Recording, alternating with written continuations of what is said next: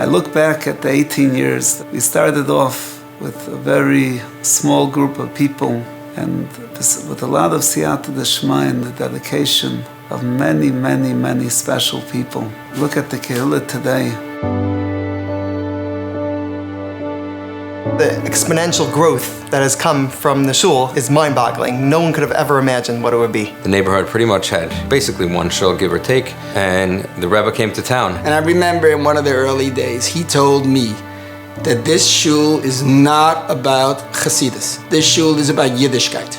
And this shul will appeal to everyone who wants to be part of that. When I first came, the shul was a lot smaller. We had like these magnets that we made when we first started with like 1 or 2 shachrises, and then a mincha and a ma'ariv, and then a little halacha shir, and eventually the daf yomi. We have the minyanim of ma'ariv, 10:15, which is something back then wasn't heard of. If you wanted a minyan so late, you had to go as far as Aguda on Avenue L. Baruch Hashem, the Kehillah built the first and only mikveh right now in Marine Park. Baruch Hashem, the entire community uses it. Around a family every week and a half would move in. My family and I moved to Marine Park, and there was no shayla that we would join Kehal Tiferes Avrohom. And people came to learn and daven. It became a mokim Torah tefillah. Zidichov and the dynasty and its history is who the Rebbe is. I had the honor of meeting his father. You see where our Rebbe Shlita comes from. The Rebbe's father, Zichron Livrocha, and Zayda, Zichron Livrocha, and Elta Zayda, Zichron Livrocha, were amudim of Torah and Chesed in Chicago for over 100 years. And the Rebbe grew up in such a house of Ahavas Yisrael and giving and giving and giving. It's not about Zich, it's about Yenim. His question always was, what more could I do for the Rebbeinu Shalom? What more could I help out? What more could we accomplish? And this Kehillah Marine Park is just another branch in that beautiful Messiah of Mesiras Nefesh and godless in overcoming all challenges and not letting any situation break us.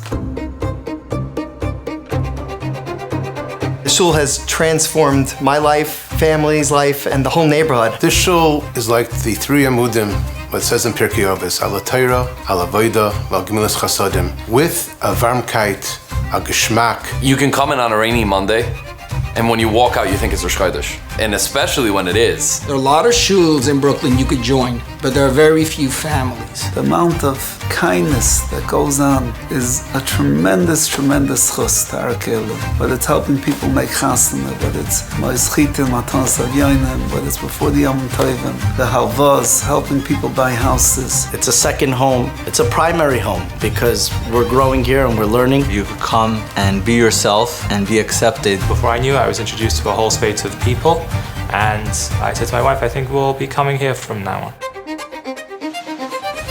4:45, 5 o'clock in the morning until 11:30 at night.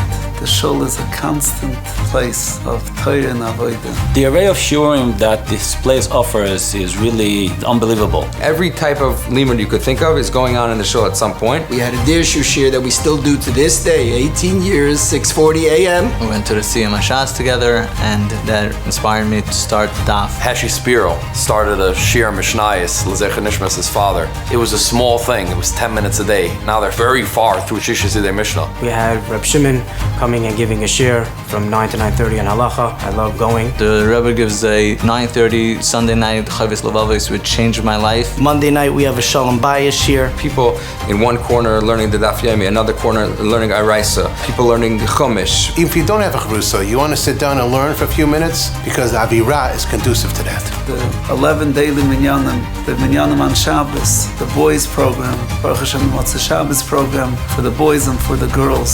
There's such a beautiful crowd. There's no question, the warmth of this shul starts with the Rebbe and the Rebbetzin. The Rebbe treats every single person as an individual and somehow has a knack for understanding that person's potential. Very often he sees what you yourself don't realize. And no matter where you're holding in Yiddishkeit, he brings you to the next level. The first day that I came into the shul, the Rebbe walked over to me and said, "What's your name? Shalom Aleichem." With this famous line, he said, you're just passing through? And I said, no, I actually just moved here. And the Rebbe said, can we learn? Can we set up a charusa?